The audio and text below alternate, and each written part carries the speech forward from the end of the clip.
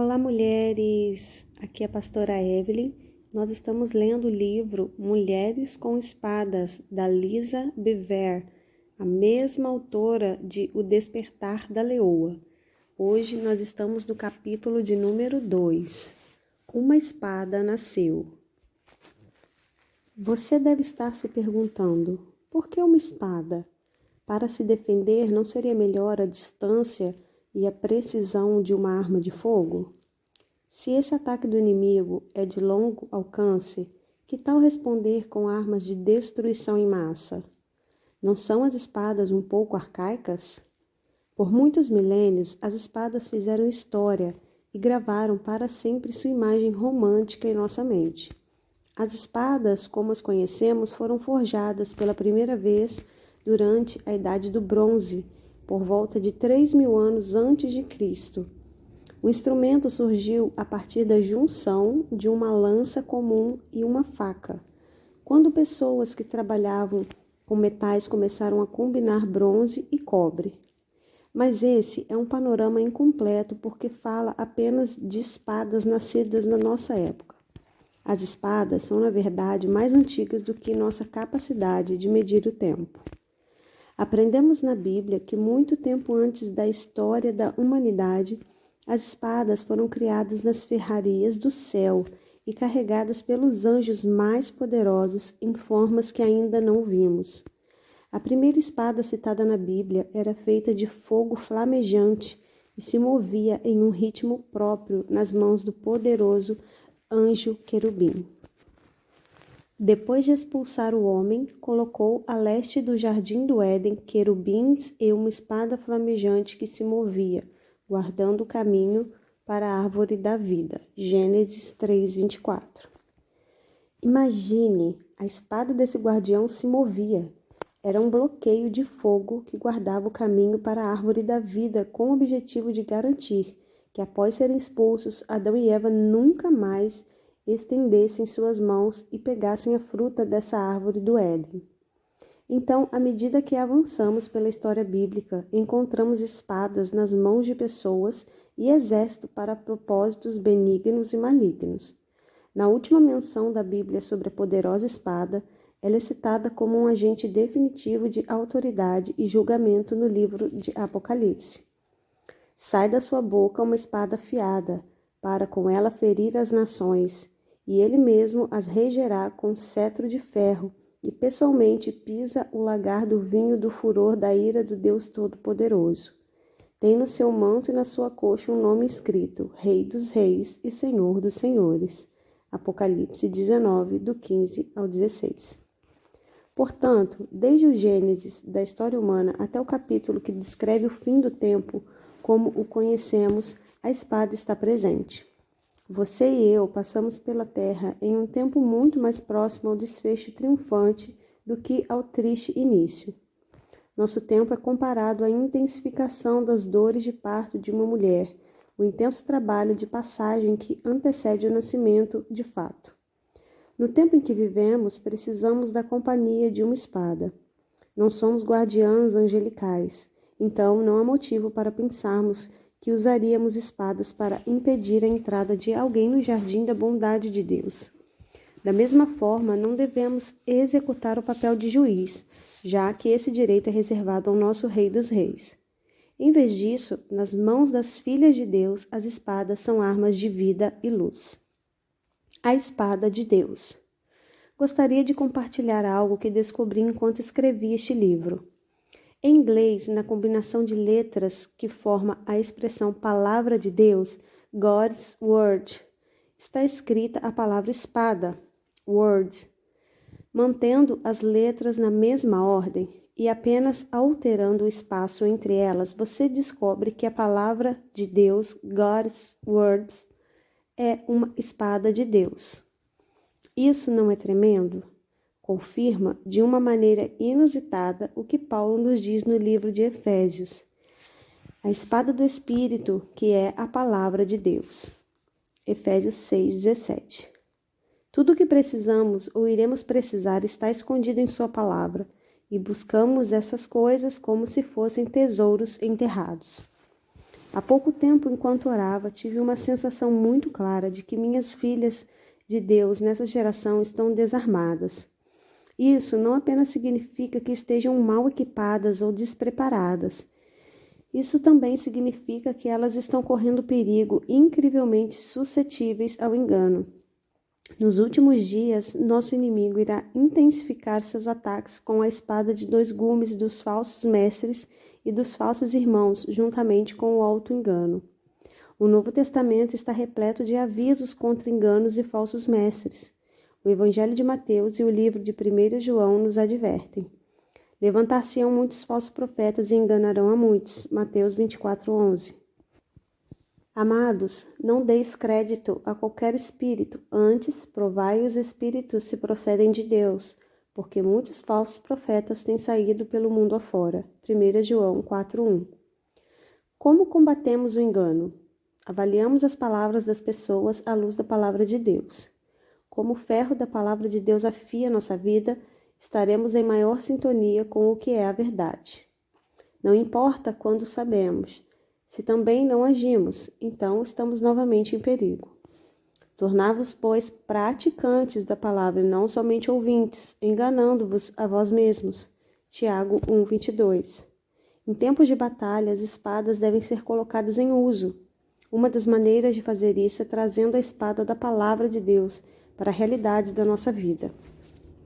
O conhecimento do que é bom, sem praticá-lo, frequentemente se torna o que é mal. O manejo da espada ou a esgrima é mais bem aprendido antes do calor da batalha. As batalhas são campos de prova daquilo que você já colocou em prática. O conflito tem o poder de testar a força do que já foi aprendido durante o período de preparação. Para ilustrar isso melhor, permita-me compartilhar outra história que retrata meu despertamento e revela o motivo de eu escrever esse livro. Em 2009, eu estava participando de uma série de conferências, uma atrás da outra, na bela nação da Nova Zelândia. Eu teria uma manhã para dormir antes das conferências e eu estava bastante animada com isso. Já passava da meia-noite, então me aninhei em minha barricada de travesseiros e, com um suspiro satisfeito, me embrulhei segura nos cobertores e lençóis. Antes de fechar os olhos, virei à frente do meu relógio digital para longe de mim. Nenhum aparelho, ligação da recepção ou despertador de celular seria necessário. Eu iria dormir. Fechei as cortinas, coloquei meus protetores auriculares e ingeri minha melatonina para me ajudar a dormir. Todas as medidas foram cuidadosamente tomadas para garantir que meu corpo cansado da estrada não fosse acordado até eu estar completamente descansada. Mas não consegui descansar. Em algum momento, entre as horas escuras das 3 e 4 da manhã, me vi estranhamente acordada com uma frase de 3 palavras ressoando em minha cabeça. Reforge a espada. Sério? Com que será que eu estava sonhando? Virei, conferi meus protetores auriculares e me aconcheguei mais profundamente em meus travesseiros, mas não consegui me esquivar. A frase foi repetida. Reforge a espada. Eu me arrastei até o banheiro e então escalei a cama de novo. De alguma forma, consegui retomar o caminho para o mundo dos sonhos, mas não foi a mesma coisa. Meu sono foi inquieto e superficial, e dentro do meu repouso, que não teve nada de fácil, alguém repetia continuamente: reforge a espada. Acordei e olhei para o relógio, que agora marcava um pouco mais de 4 da manhã. Eu sabia que não ia conseguir dormir em silêncio, até silenciar o refrão em minha mente. Fechei os olhos e tentei ir para onde havia ouvido essa frase antes, na esperança de entender por que eu estava ouvindo agora. Foi a passagem de um livro que havia lido recentemente ou uma cena que assistira de algum filme. À medida que permiti que a minha mente imaginasse o curso dessas possibilidades, me lembrei da conversa que tive com um dos meus filhos enquanto arrumava as malas para essa viagem. Tem algo especial que você gostaria que eu trouxesse dessa viagem à Nova Zelândia? Perguntei. Mãe, eu gostaria de qualquer coisa relacionada ao Senhor dos Anéis. Ele respondeu sem pestanejar. Quando meu filho fez o pedido, eu tinha dúvidas se conseguiria entender bem o que ele queria. Então pedi que me desse mais detalhes. Ele descreveu algumas opções, então assim que cheguei, perguntei à minha amada anfitriã onde encontrar lembranças relacionadas ao Senhor dos Anéis. Ela me explicou que eu teria muito mais chance de encontrar tais tesouros online ou nos Estados Unidos. Depois disso, eu não dei mais muita importância ao pedido do meu filho. Mas agora, no meio da noite, eu me perguntava se a frase que estava ouvindo, reforte a espada, poderia ser do filme Senhor dos Anéis, O Retorno do Rei da trilogia. Levantei da cama, liguei a luz e sentei-me na tentativa de pôr no papel alguns pensamentos para então conseguir dormir. Assim que comecei a escrever, os pensamentos vieram tão rápido quanto minha letra confusa pôde capturá-los. O Espírito de Deus usou uma combinação de imagens, versículos e frases para dar início ao que agora estou compartilhando neste livro. Ouvi o Espírito sussurrar que muitas partes do corpo de Cristo empunham apenas pedaços fragmentados da sua palavra, e não mais a erguem como um todo. O Espírito também disse que dificuldades econômicas, naturais, governamentais, culturais e sociais virão sobre a terra com força e frequência incríveis. Essas lutas servirão para finalmente unir seu povo com a causa e um propósito. E à medida que a palavra de Deus for erguida com todo o seu poder e autoridade, as respostas para essas questões serão reveladas. Enquanto aprofundava essas ideias, vi em minha mente pessoas levantando pedaços quebrados de armas e bandeiras de batalha que antes estavam inteiras. Os punhos das espadas eram levantados, mas eles eram inúteis sem a extensão e a capacidade de corte das lâminas.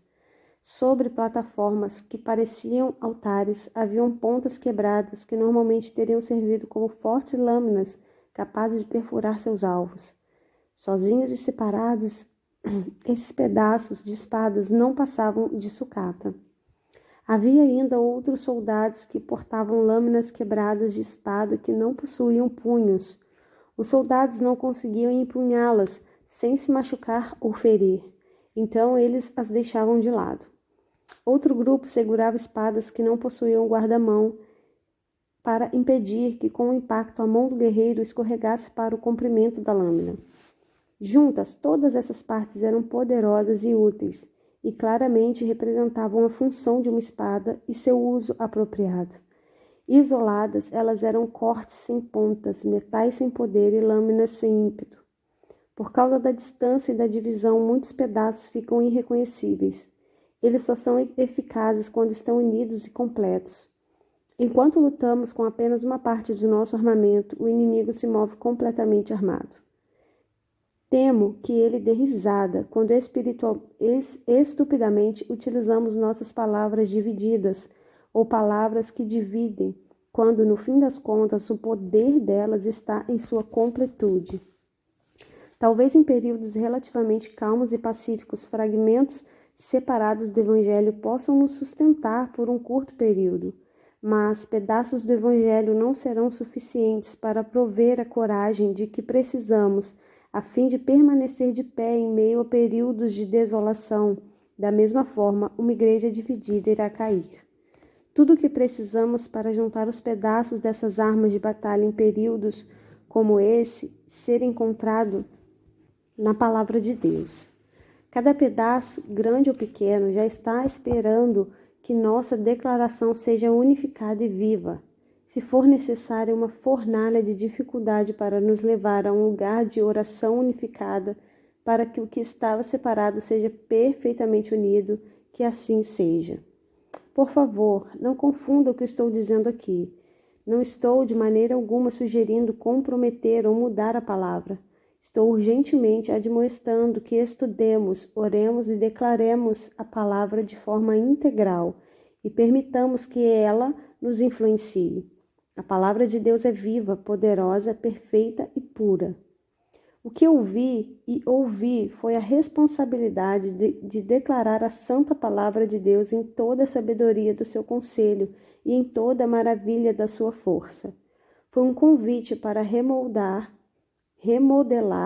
a linguagem humana à imagem divina, em vez de despir a palavra de Deus de sua divindade para torná-la humana. Satanás não tem medo de uma igreja dividida que empunha pedaços ou fragmentos da palavra de Deus, mas ele irá tremer de terror da igreja que se levanta com a espada da sua palavra, reforjada e expressa através da nossa vida. À medida que começarmos a ler e aplicar toda a palavra de Deus integralmente, não apenas nossas passagens favoritas, então verdadeiramente poderemos nos dar conta do que foi colocado em nossas mãos. O corpo de Cristo se levantará unido quando usarmos nossas forças para afiar uns aos outros em vez de nos atacarmos.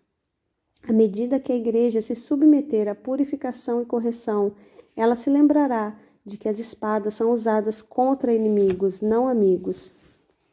Uma espada reforjada. Quando voltei da Nova Zelândia, revi o terceiro filme da série Senhor dos Anéis para ver se a frase existia, e em caso afirmativo, qual era o contexto. O Senhor dos Anéis, O Retorno do Rei, é um filme longo, então irei apenas resumir a trama. O filme é a conclusão da trilogia e representa o limiar de uma batalha épica entre o bem e o mal, humano e demônio, luz e treva. Os exércitos aliados estão reunidos em números muito pequenos para combater a perigosa multidão preparada contra eles. Tudo parece perdido para a sociedade dos bravos. Então a princesa Arwen tem uma visão rápida sobre a luz da promessa de um futuro. Ela vai até seu pai e implora a ele que reforje uma espada antiga. Estas são suas palavras. Das cinzas um fogo há de vir. Das sombras a luz vai jorrar, a espada há de nova luzir, o sem coroa há de reinar, reforje a espada. Em um contexto muito maior que o do filme, essas três palavras marcaram meu coração com um chamado de proporções épicas. No filme, essas palavras da poética estrofe de Tolkien foram entremeadas com uma imagem vívida que incluía uma forja inflamada, um martelo e um forte e habilidoso forjador de espada. Os fragmentos desarticulados foram alinhados e então fundidos através do processo repetido de fogo, pressão e água, até o que era pedaço se tornasse poderoso de novo. A espada foi refeita. O antigo monumento fragmentado do passado tornou-se o símbolo cintilante de tudo o que poderia acontecer.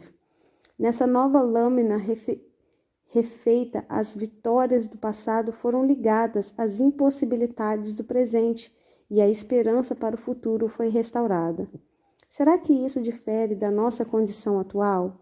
Ainda celebramos o testemunho do que aconteceu e negligenciamos o que ainda pode acontecer? Fico impressionada quando penso em todo o simbolismo que a espada reforjada traz para nós. A espada confiada a nós é mais que antiga, ela é eterna. Nossa espada não está presa a uma vitória isolada. A palavra do nosso Deus vivo provou-se verdadeira por várias vezes. Em O Senhor dos Anéis, aquela espada criou uma nova ordem. A espada do nosso Deus criou os céus e a terra. E a deles foi extraída do minério da terra. A nossa foi forjada no fogo consumidor do céu. E a nossa vez de empunhar a espada da palavra de Deus para fazer a história, em vez de simplesmente marcá-la. Diferentemente do rei Aragorn, nosso Senhor está longe de perder a coroa. A pergunta que surge é: estamos debaixo desse governo? Estamos com medo de imaginar o que poderia acontecer se empunhássemos a palavra de Deus com ambas as mãos e permitíssemos que ela fosse nossa autoridade final? E se parássemos de trabalhar duro para estudarmos a palavra e a vivermos? E se simplesmente declarássemos a palavra e permitíssemos que o Espírito Santo a interpretasse? Eu creio que está na hora da igreja se tornar conhecida por suas habilidades com espadas, e é necessária muito mais desenvoltura para curar com uma espada do que para ferir. Curam superficialmente a ferida do meu povo, dizendo: paz, paz, quando não há paz. Jeremias 6,14. Intervenções cosméticas ou cuidados superficiais não são suficientes quando necessário é um transplante de coração. É impossível as pessoas olharem para o mundo por muito tempo e continuarem achando que vem paz quando não há paz. Podemos ter paz e devemos ser governados pelo príncipe da paz, mas não podemos declarar paz onde Deus declarou o julgamento. Aqui está o remédio de Deus para essa condição. Assim diz o Senhor: ponde-vos à margem do caminho e vede, perguntai pelas veredas antigas, qual é o bom caminho, andai por ele e achareis descanso para a vossa alma. Jeremias 6,16. Existe uma estrada principal e existem as veredas antigas. Uma tem tráfego intenso porque é larga, as outras são menos percorridas porque são estreitas.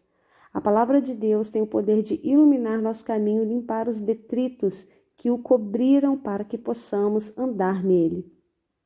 A espada da palavra de Deus separará motivos terrenos de intenções celestiais. Uma vez tendo dito tudo isso, talvez pareça um pouco imprudente, impraticável ou fantástico propor o uso de espadas invisíveis em pleno século XXI. Acima de tudo, não foi Jesus quem advertiu Pedro de que aqueles que vivem pela espada iriam morrer por ela também? Veja em Mateus 26:52. Essa pergunta precisa ser respondida antes de continuarmos. Para tanto, vamos voltar à última ceia, quando Jesus estava rodeado pelos seus discípulos. Jesus começou a comparar o que eles conheciam no passado com o futuro deles. A seguir, Jesus lhes perguntou: quando vos mandei sem bolsa, sem alforje e sem sandálias, faltou-vos porventura alguma coisa? Nada, disseram eles. Lucas 22:35. Eu quase consigo vê-lo sorrindo e assentindo com a cabeça à medida que cada um deles se lembrava da aventura de sair sem nada além de uma palavra de Jesus e tendo tudo o que eles precisavam suprido de maneira sobrenatural. Então Jesus introduziu uma nova era.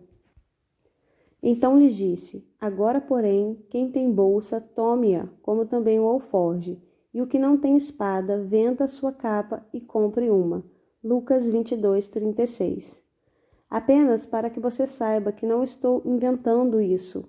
Outra tradução da Bíblia coloca dessa forma. Então Jesus disse: pois agora quem tem uma bolsa ou sacola deve pegá-la, e quem não tem espada deve vender a capa e comprar uma. Lucas 22:36, versão nova tradução na linguagem de hoje. Jesus não apenas diz a eles para pegarem dinheiro e encherem suas bolsas. Ele lhes disse que uma espada deve ser mais importante do que uma capa. Os dias de Jesus, sendo conhecido como bom mestre, estavam terminados, porque ele era agora visto como fora da lei. Esses discípulos foram reunidos na véspera de toda a profecia ser cumprida. Após um rápido inventário do que tinham em mãos, eles encontraram 2 espadas entre os 11. Então lhes disseram: Senhor, eis aqui 2 espadas. Respondeu-lhes: basta. Lucas 22:38. Jesus então foi orar no Monte das Oliveiras, onde lutou contra a vida e a morte e foi visitado por anjos enquanto seus discípulos dormiam. Jesus estava tentando despertá-los do sono para encorajá-los a orar, quando uma multidão conduzida por Judas entrou no jardim. Sou a primeira a admitir que quando estou sonolenta, não sou a pessoa mais atenta. Mas mesmo que estivesse bem acordada, creio que ficaria confusa com o que aconteceu em seguida. Os discípulos acordaram, perceberam o que estava acontecendo e pegaram suas espadas, prontos para protegerem seu senhor. Os que estavam ao redor dele, vendo o que ia suceder, perguntaram: Senhor, feriremos a espada? Um deles feriu o servo do sumo sacerdote e cortou-lhes a orelha direita. Mas Jesus acudiu, dizendo: Deixai, basta. E tocando-lhe a orelha, o curou. Lucas 22, 49 ao 51. Por que levar uma espada se você não irá utilizá-la? Meu palpite é que João perguntou se deveria golpear e Pedro simplesmente seguiu em frente. Lucas aparece para proteger Pedro. porque sabemos, a partir do relato de João, que foi definitivamente Pedro quem decidiu cortar a orelha. Então, o Evangelho de Mateus nos dá uma visão do que aconteceu entre Pedro e Jesus após o ataque com a espada. Então Jesus lhe disse: embainha a tua espada, pois todos os que lançam mão da espada, a espada perecerão.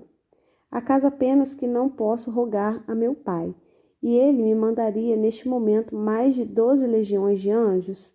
Como, pois, se cumpririam as escrituras segundo as quais assim deve suceder? Mateus 26, 52 ao 54. Essa passagem sempre foi um enigma. Você deve se perguntar se Pedro também não ficou um pouco confuso com essa reviravolta de eventos. Ele provavelmente presumiu que, por Jesus ter dito a ele para pegar algumas espadas, agora era hora de usá-las. Seja como for, podemos presumir com segurança que essas espadas nunca tiveram a finalidade de proteger Jesus. Eu nem estou tão certa de que elas seriam para a proteção imediata dos discípulos. Acima de tudo, quem precisa de segurança quando legiões de anjos estão sob seu comando?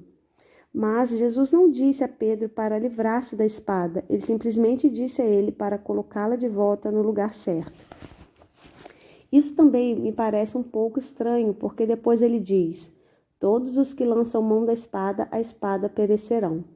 Talvez só eu pense assim, mas eu teria dito: largue essa espada, ela irá matar você. Todas essas discordâncias me fazem pensar se Jesus estava falando em parábola em vez de em termos literais. Parece que Jesus tentou prepará-los para essa abordagem em uma conversa prévia que encontramos no Evangelho de João. Na passagem, Jesus explica por que ele se dirigiu aos discípulos de maneira diferente no seu retorno ao céu da que ele fez quando caminhou entre eles na terra. Ora, estas coisas vos tenho dito, para que quando a hora chegar, vos recordeis de que eu vô-lo disse. Não vô-las disse desde o princípio, porque eu estava convosco, mas agora vou para junto daquele que me enviou. João 16, 4 e 5. Às vezes você não consegue ouvir algo até que a hora certa chegue. Você permanece surda e não escuta nada porque não quer ouvir ou não precisa ouvir ainda. Quando chega a hora, existe um momento de clareza e que antes era confuso torna-se cristalino. Certas coisas podem permanecer sem serem ditas quando vocês estão na companhia um do outro, mas o que era óbvio quando vocês estavam juntos torna-se um pouco obscuro quando estão separados. Para esclarecer a confusão envolvendo a espada, vamos analisar outra passagem. Quando Jesus estava subindo aos céus, ele prometeu aos discípulos: e eis que estou convosco todos os dias até a consumação do século. Mateus 28, 20. Essa promessa tinha um valor maior para as circunstâncias vindouras do que no momento imediato. Quando Jesus não estava mais visivelmente entre eles, essa promessa falou bem alto enquanto viajavam para terras estrangeiras e encaravam a tragédia e o triunfo de frente. Essa promessa não apenas serviu para encorajá-los, ela ainda encoraja a você e a mim. A esperança contida nessa promessa é nossa. Uma coisa é dizer para o meu marido, que está sentado do outro lado da mesa: estou com você, querido. E outra, totalmente diferente, é ele ouvir minhas palavras quando o tempo e a distância nos separa. A primeira é uma declaração do óbvio, a segunda é uma garantia do invisível. Isso nos ajuda a entender por que algumas vezes parece que Jesus disse coisas que foram contraditórias em sua aplicação. Sua instrução, compre uma espada, foi imediatamente seguida por uma correção por tê-la utilizado. O Monte das Oliveiras, na noite em que ele foi traído, não era nem lugar, nem hora para espadas serem desembainhadas. Era um tempo de consagração e oração. Se os discípulos tivessem permanecido acordados, teriam entendido que Jesus estava no processo de entregar sua vida, não de tentar defendê-la. Mateus nos mostra outro momento no qual Jesus fala de espadas. Não penseis que vim trazer paz à terra, não vim trazer paz, mas espada. Mateus 10, 34. Quando espadas aparecem, os motivos são revelados. Elas têm a habilidade de nos separar em terror ou nos unir em coragem. Mesmo com tudo que foi dito na última ceia acerca de espadas, não temos relatos por escrito desses discípulos desembainhando-as novamente para se defenderem ou para atacarem seus perseguidores, o que nos faz pensar que Jesus não estava falando sobre autodefesa ou sobre lidar com as questões com as próprias mãos, fazendo uso das próprias forças. Jesus foi tentado primeiro sozinho no deserto, após 40 dias de jejum e tentado novamente rodeado de amigos em um jardim após uma festa. Mas a primeira tentação não foi diferente da última. Na primeira, Satanás encorajou Jesus, que estava faminto, a transformar pedras em pães diante dele. Seu pedido poderia até ser visto como bíblico, pois, apesar de tudo, Moisés proveu pão para os filhos de Israel durante sua jornada no deserto. Jesus, porém, respondeu: está escrito, não só de pão viverá o homem, mas de toda palavra que procede da boca de Deus. Mateus 4:4. Um ato milagroso estava relacionado a alimentar outros, o outro estava relacionado a alimentar a si mesmo. Mais tarde, em seu ministério terreno, Jesus, na verdade, revelou quão bem ele entendia essa diferença ao se referir a si mesmo como o pão da vida. Declarou-lhes Jesus: eu sou o pão da vida. O que vem a mim jamais terá fome, e o que crê em mim jamais terá sede. João 6,35. Jesus estava falando em termos literais? Não, eu já experimentei tanto fome quanto sede física desde que encontrei Jesus. O que aconteceu foi que o jejum no deserto mudou Jesus de alguém que vivia de pão para alguém que provia o pão da vida, que é Jesus, o Verbo feito carne. Satanás também desafiou Jesus a exigir a intervenção de Deus, forçando-o a resgatá-lo se ele saltasse do pináculo do templo. Se és filho de Deus, atira-te abaixo, porque está escrito: aos seus anjos ordenará ao teu respeito que te guardem. Eles te sustentarão nas suas mãos, para não tropeçardes naquela pedra. Respondeu-lhe Jesus: também está escrito: não tentarás o Senhor teu Deus. Mateus 4, 6 e 7. Jesus sabia que ele não havia vindo para se jogar em uma tentativa estúpida de provar para os líderes religiosos que era filho de Deus. Em vez disso, ele veio para exaltar a todos nós na cruz. Quando Satanás buscou tentá-lo com todos os reinos dessa terra e a sua glória, Jesus usou a espada da palavra novamente. Então Jesus lhe ordenou: retira-te, Satanás, porque está escrito: ao Senhor teu Deus adorarás, e só a ele darás culto. Com isso deixou o diabo, e eis que vieram anjos e o serviram. Mateus 4, 10 e 11. Aparentemente, esses anjos surgem após passarmos no teste do está escrito. Assim como Satanás fez com Jesus, ele tenta distorcer o significado e, portanto, a aplicação da palavra de Deus na esperança de que utilizemos suas promessas de maneira equivocada. Em uma busca por autopreservação, admiração e reconhecimento de outros ou benefício próprio. À medida que Satanás ataca usando uma distorção da verdade, nós contra-atacamos com a declaração da verdade. Nos combates de espada, dizia-se sempre um ditado comum quando um duelo era travado para estabelecer uma questão de honra: a espada é a verdade. A hora de vivermos pela espada da verdade, que é a palavra de Deus, chegou. Para alcançarmos esse fim, este livro será enriquecido com figuras de espadas e observações relacionadas à esgrima, com o objetivo de nos deixar devidamente familiarizados com a arma escolhida por Deus. Os termos luta com espada e esgrima podem ser utilizados alternadamente. Esgrima é, na verdade, derivado da palavra defesa, e não existe defesa maior do que a palavra de Deus. Em meu estudo sobre a esgrima, aprendi que esse é um dos poucos esportes em que mulheres podem ser comparadas com homens, porque a esgrima exige estratégia mental acima de força física. A esgrima bem-sucedida incorpora movimentos pequenos e precisos, em vez de golpes fortes. As competições são vencidas por um conhecimento intuitivo do próximo movimento do seu oponente, não da autoconfiança no próximo jogo.